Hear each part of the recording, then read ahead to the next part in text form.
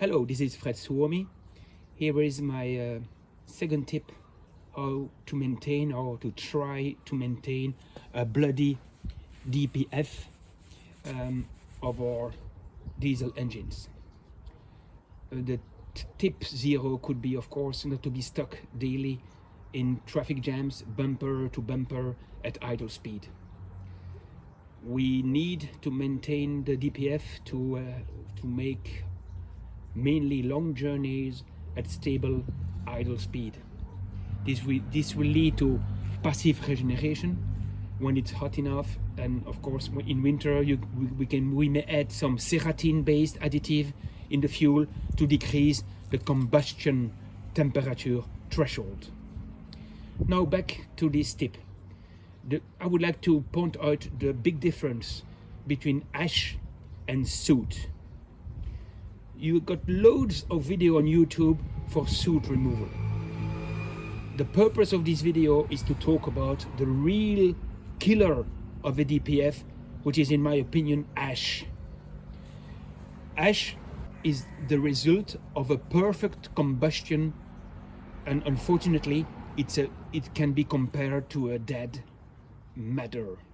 So it's important to check the ash average of the ash ratio in the DPF before it's too late, because we can think about 80% ash concentration in DPF will lead to a costly replacement of the item. So 60% ash accumulation will lead to preventive maintenance. How to do that? First of all, the DPF is mainly located after the catalysator and before the outlet.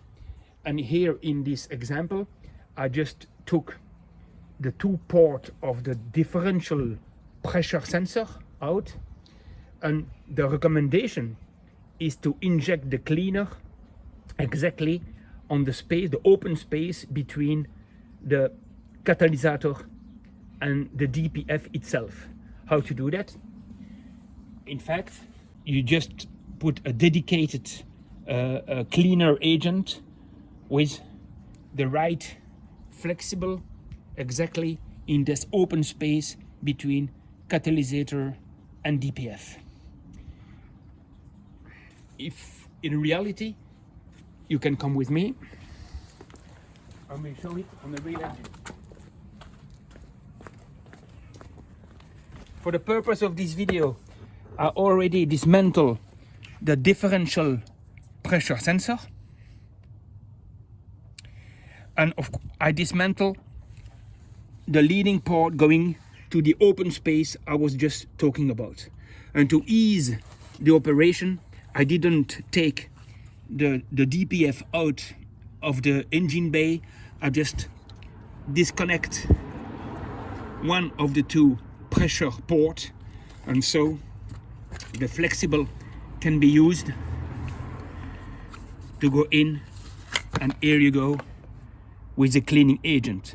For this particular agent, you need to push for 5 seconds and then relieve for 2 seconds. 5 seconds and 2 seconds to avoid overflow of the cleaning agent out of the hose.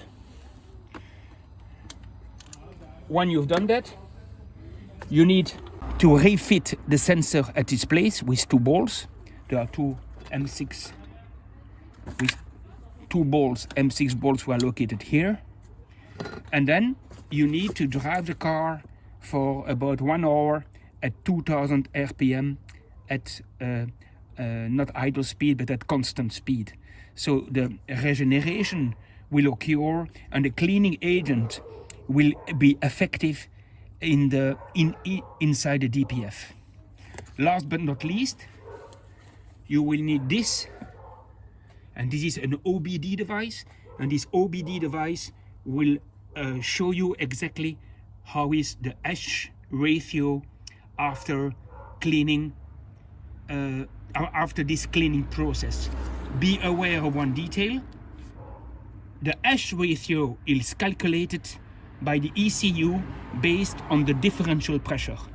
It means when the cleaning process has been done, you need the Subaru software to put it back to 0 value.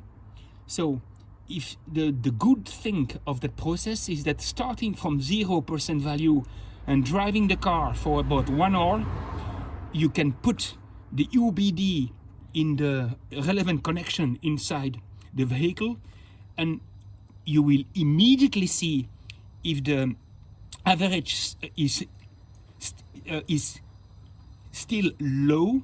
It means the cleaning process was a success. If after 1 hour you went back to the 60%, you can show that the cleaning agent was not effective, or the cleaning process was not properly done. Last but not least, this is all about sharing. This is not a brand related video. You can make your own experience with the brand you want to use to try to clean exactly in the way I showed you. My aim is to share experience, and this product worked for me. You will have exactly the description of this cleaning agent on the top of the video. Thank you.